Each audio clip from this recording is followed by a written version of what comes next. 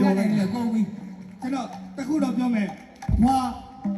တကွင်းလုံးဆိုရင်ဆိုပါနဲ့အဖွားတော့မဆိုပါနဲ့အခုနတွေ့လိုက်တယ်နော်မောအင်္ဂါကြီးကကြွကြသွားတယ်ဘွာရဲ့စိတ်ကလေးတော့ထိမ့်ပါဦးမအားပေးတာလေဟုတ်သားပဲမတန်းညသူသားလေးသူချစ်လို့အားပေးတာမင်းတော့မပြောနဲ့မနဲ့ကြလို့ရှိရင်ထမင်းညွန်နေတော့ဝေးပြီထမင်းကြောင့်မပြောနဲ့ပလာတာတော်မှဟိုခွေးစီလာတာငါတို့ကတော့ပြီးတောင်းစားမှာလားမဟုတ်ထပ်ပြီးတော့မပြိုင်တော့ကျွန်တော်တို့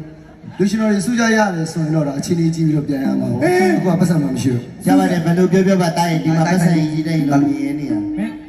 ဆိုင်မလေးဓာတ်ပုံရိုက်ချင်လို့တဲ့ကိုကဟိုထဲကိုလာခဲ့ပါတဲ့ဟိုထဲကိုဘယ်ထဲကိုလဲကိုကဓာတ်မှန်ရိုက်ချင်လို့တဲ့ဓာတ်မှန်ကိုရိုက်ချင်လို့လိုက်